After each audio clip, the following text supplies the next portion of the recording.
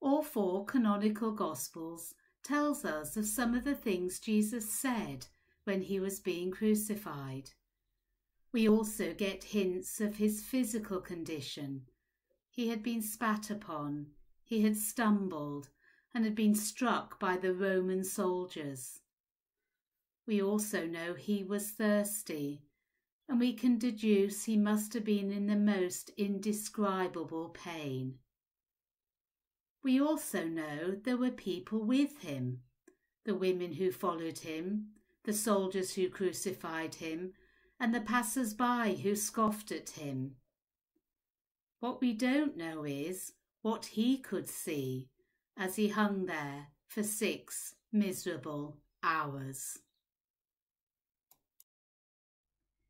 In 1890, Jacques Tissot, a French painter and illustrator, painted his interpretation of the view from the cross.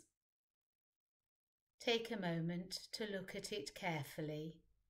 Consider what you see.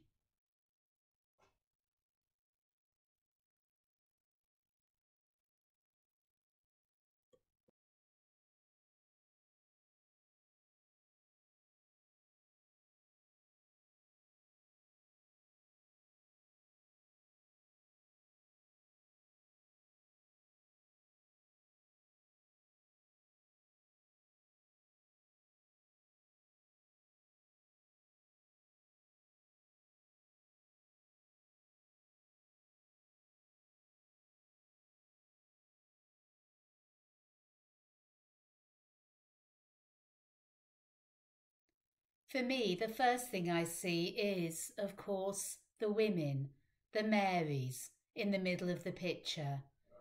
My eye is instantly drawn to them, to their faces, and my mind can barely comprehend what it must have been like for them for those 6 miserable hours.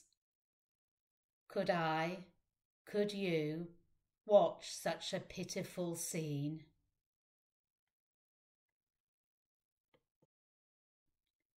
It takes me a moment to realise that one of the Marys, probably Mary Magdalene because of her long flowing hair, is also in the picture.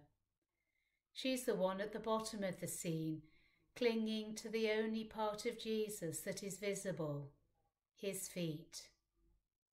Her face is a picture of grief, her hands clasped as if to beg for relief, for herself or for Jesus.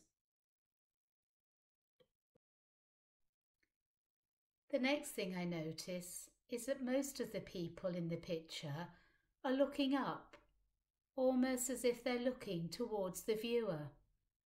There are a few exceptions, one grand chap on a horse, a bored Roman guard, and one of the Marys is looking away. It's almost as if most of the people are looking at me, looking at them, looking at Jesus. It's an uncomfortable feeling, as if I'm intruding on this scene. But that is just my ego stepping in. They can't see me. Jesus is the centre of this picture. They just see him, crucified and dying. This painting is about the unseen one, whose presence is made visible by the reaction of the people who encounter him. Some look with love, some with astonishment, some with indifference. Most can't take their eyes away because there is something powerful and compelling about this dying man. What, though, does Jesus see? Maybe it is the faces of those he loves. I hope so. Maybe it is the tomb in the background of the picture, knowing that cold, dark place is where his earthly body will rest. Or maybe he can lift his eyes to the fields and hills beyond, where he once roamed free. Or maybe he sees the scoffers, the passers-by, his executioners, his condemners, the broken faces of the thieves beside him. We don't actually know what he saw. What we do know is that he looked at each and every person, the good, the bad, the rich, the poor, the powerful, the broken, with love. And it was this love, so powerful, so complete, that held him to that wretched place and held him fast. It was this love that means all the people in front of him and the people of all time can know, fully know, the heights and depths God will go for his people. Surely such a picture, such a scene demands a response, or we too are passers-by, mere bystanders.